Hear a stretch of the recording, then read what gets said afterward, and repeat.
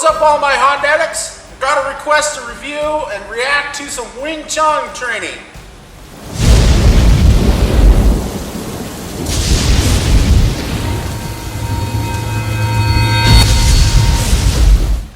Alright, ladies and gentlemen, so I had a subscriber ask me to react to Wing Chun, How to Destroy the Boxer.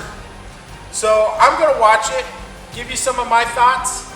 Watch it with me. Here we go.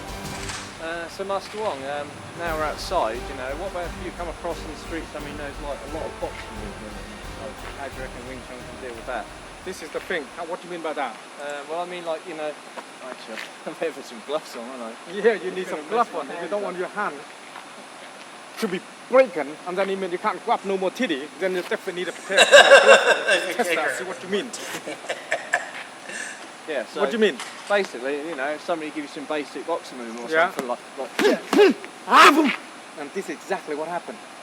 Soon you're attacking me with a boxing company and I don't even know. So Chung is designed, boom here, boom here, boom here, and now I'm straight away attacking you straight away. If your hand's still there, that's when I can attack you straight away and bust you up. That's a margin. That's pretty smooth. So a lot of time in this kind of thing in the street, this is where we are now, in the street, in the park, I don't know. I got no attention to find out what you know. Shouldn't you throw the punch at me, Chung have to land first. See that? Land first. And that direct here, attacking to you, boom down here, and then boom down here, and that could be reacted one. This is the problem. Yeah. The problem to understand in the street and classroom complete different. I agree with that one. No Chung, you can't gamble. You don't know what's going on. So imagine without no glove, what happened to your fist? I felt that already with these on, so yeah. So when you're coming in, my first attention is learn to fight that right to my hip because you want to punch me in the face. Yeah. Oh yes, oh yeah, punch me one more. That's hurt, yeah? So when you punch me, this is then close. This is Chung. Soon I come in and I'm here. This is a problem. Yeah. Got to bust you up. Yeah. And then you got to turn up to be the instinct how to fucking eat you. Because you can't play with something like that. It's too dangerous. Right, I agree with that. It's too dangerous to mess around with. You answer the question? Yes, I answered it and I felt it as well. You felt it as well. You get a run for your money, yeah? Yeah, this is the problem. In the street, scenario like this, you don't know what's going on. I agree with you that. don't know this guy been pumping some steroid up the asshole or something. Or take some drug or something. You don't know. And soon they punch you. This is the first line of defense. You need to bust him up first and then return in and attack them.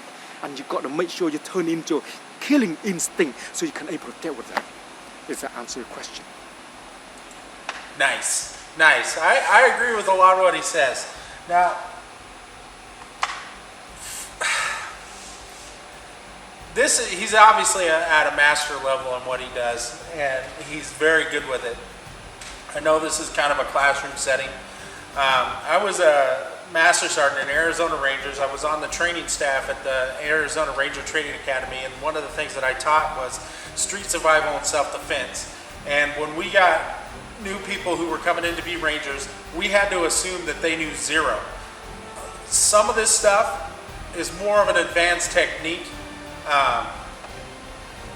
We wouldn't teach at this level for somebody who's just coming in. We would teach, get the hell away.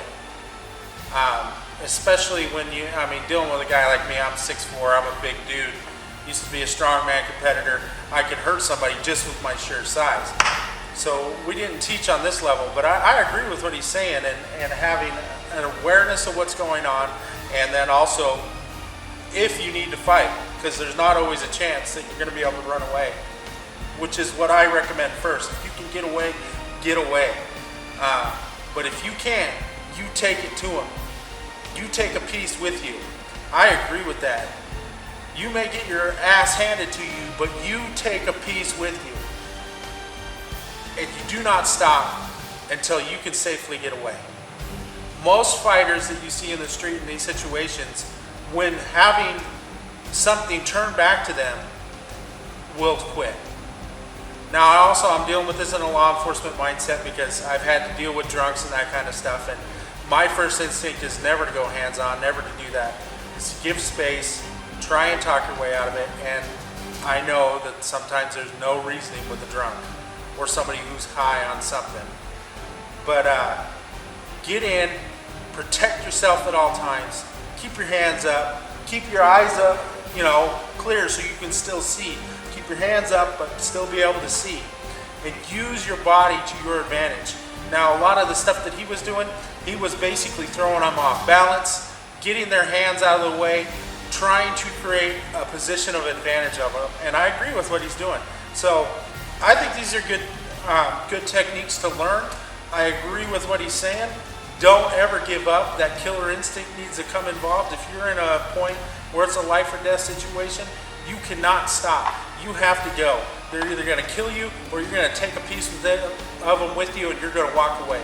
And truth be told, nowadays, the things that are going on, knowing this kind of stuff, it's probably a good idea. Alright guys, that's just my opinion. Take it for what it is. Thank you for sharing this. And I really enjoyed it. I look forward to doing more stuff like this. It happens to be kind of one of my areas of expertise. So yeah, thank you. Be sure to subscribe, like, comment. I'd like to see some of your comments on this and ideas and thoughts. Keep watching. We appreciate you guys. Thank you very much. My name is Hondo. What are you going to do?